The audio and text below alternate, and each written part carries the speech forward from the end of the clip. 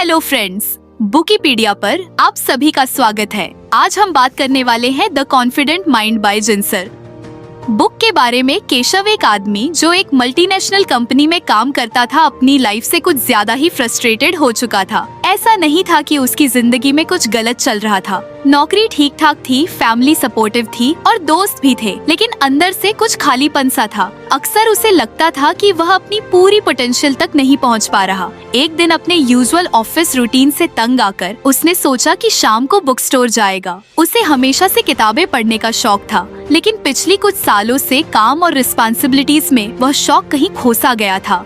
उस शाम उसने अपनी कार निकाली और शहर के एक बड़े बुक स्टोर की ओर निकल पड़ा।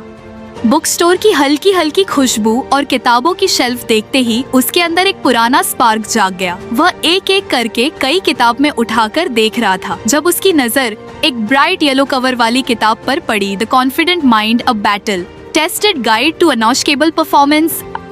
किताब के टाइटल ने उसे इमीडिएट अट्रैक्ट किया। कॉन्फिडेंस उसने मन ही मन दोहराया। उसे ऐसा लगा जैसे यह किताब उसी के लिए लिखी गई थी। उसने बिना ज्यादा सोचे किताब उठा ली और घर वापस आ गया। रात को सब सो चुके थे और केशव अपनी बालकनी में बैठा किताब के पहले चैप्टर को पढ़ने लगा। पहले ही लेसन का टाइटल था confidence is a mental bank account. ये कॉन्सेप्ट बहुत इंटरेस्टिंग था। उसने सोचना शुरू किया, मेंटल बैंक अकाउंट, ये क्या नया आइडिया है। उसने पढ़ना जारी रखा। किताब में लिखा था कि हर इंसान के पास एक इनविजिबल मेंटल बैंक अकाउंट होता है। जब हम कुछ अच्छा करते हैं, कोई गोल अचीव करते हैं या खुद से पॉजिटिव सेल्फ टॉक करते हैं, तो यह अकाउंट में डिपॉजिट्स की तरह काम करता है। दूसरी तरफ जब हम खुद को डाउट करते हैं, नेगेटिव सोचते हैं या अपनी गलतियों पर जरूरत से ज्यादा ध्यान देते हैं, तो वह विथड्रॉल्स की तरह होता है। केशव को ये एनालॉजी काफी इंटरेस्टिंग लगी। उसने सोचा, यार अगर ये सच में काम करता है तो शायद मैं भी अपनी कॉन्फिडेंस लेवल इम्प्रूव कर सकता हूँ। उसने किताब में एक एक्सरसाइज पढ़ी, अपने लाइफ के ऐसे मोमेंट्स याद करना जब उसने कुछ अच्छा अचीव किया हो। उसने अपनी आईज बंद की और दिमाग को पीछे ले जाने की कोशिश की। पहले तो उसे कुछ खास याद नहीं आया, लेकिन कुछ देर में स्कूल का एक मोमेंट याद आया जब उसने साइंस फेयर में पहला प्राइज जीता था। वह पूरी रात अपने प्रोजेक्ट पर काम करता रहा था और जब उसे ट्रॉफी मिली तो वह पल उसे बहुत प्राउड फील करा गया था। फिर उसे कॉलेज का वह दिन याद आया जब उसने पहली बार पब्लिक स्पीकिंग कंपटीशन में हिस्सा लिया था। शुरू में उसे बहुत डर लग रहा था, लेकिन जब उसने स्पीच दी तो पूरे ऑडिटोरियम में तालियां गूंज उठी। उस अपलॉज की आवाज आज भी उसके कानों में गूंजने लगी। केशव ने महसूस किया कि यह मेमोरीज उसकी मेंटल बैंक अकाउंट में एक एक करके डिपॉजिट्स की तरह जुड़ रही थी। वह सोचने लगा कि यह कॉन्फिडेंस बिल्डिंग एक्सरसाइज कितना पावरफुल है, लेकिन जैसे ही उसने अपनी आईज खोली, दिमाग में एक दूसरी आवाज गूंजने लगी, लेकिन तू अब वह नहीं है, यह सब तो पुरानी बातें। अब तो ऑफिस में प्रेजेंटेशन देते हुए भी पसीने छूट जाते हैं। उसने खुद को डाउट करना शुरू कर दिया और तभी उसे किताब का अगला सेक्शन याद आया। उसमें लिखा था कि नेगेटिव थॉट्स और डाउट्स विथड्रॉल्स की तरह काम करते हैं। अगर उन्हें रोका नहीं गया तो वे पूरे अकाउंट को खाली कर सकते हैं।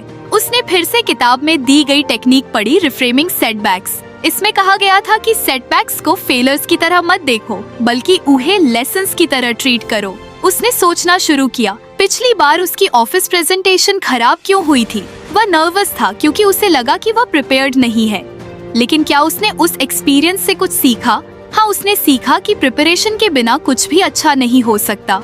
और उसने यह भी सीखा कि नर्वसनेस को हैंडल करने के लिए ब्रीदिंग एक्सरसाइजेस काम आ सकती है। ये थॉट प्रोसेस कुछ नया था। उसने महसूस किया कि उसने उस सेटबैक को फेलियर की तरह देखा था, जबकि वह एक लेसन था। उसने अपनी मेंटल बैंक अकाउंट की डिपॉजिट्स और विड्रॉल्स के बारे में और सोचने का फैसला किया। अगले कुछ दिन केशव ने कॉन्शियसली अपनी सोच पर ध्यान देना शुरू किया। जब भी कोई नेगेटिव थॉट आता, वह खुद को रोकता और सोचता, क्या यह थॉट मेरी मदद कर रहा है या मुझे पीछे खींच रहा है। उसने अपने बचपन और यूथ के अच्छे मोमेंट्स को याद करने की आदत डाल ली। कुछ हफ्तों बाद उसका कॉन्फिडेंस धीरे धीरे बढ़ने लगा। उसने ऑफिस में एक छोटा प्रोजेक्ट हैंडल किया और सरप्राइजिंगली उसे अच्छे रिजल्ट्स मिले। उसे लगा कि उसकी मेंटल बैंक अकाउंट अब कुछ भरने लगी थी। लेकिन एक दिन कुछ ऐसा हुआ जिसने केशव को फिर से झकझोर दिया। उसकी कंपनी में एक बहुत बड़ा प्रेजेंटेशन देना था और वह टीम का लीड था। उसे लगा कि यह मौका या तो उसे प्रूव करेगा या उसकी पूरी मेहनत पर पानी फेर देगा।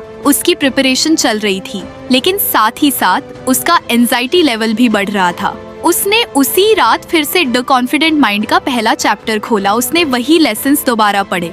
उसने खुद से कहा, केशव, यह बस एक और मौका है डिपॉजिट्स करने का। अगर यह अच्छा जाएगा तो मेरा कॉन्फिडेंस और बढ़ेगा। अगर नहीं भी गया तो मैं इसे लेसन की तरह ट्रीट करूंगा।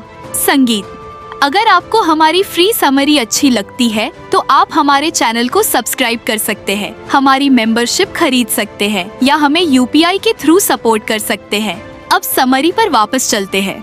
किताब में लिखी हुई बातों ने उसे कुछ हद तक काल्म किया, लेकिन अब असली टेस्ट आने वाला था। केशव की प्रेजेंटेशन का दिन आ ही गया। सुबह से ही उसके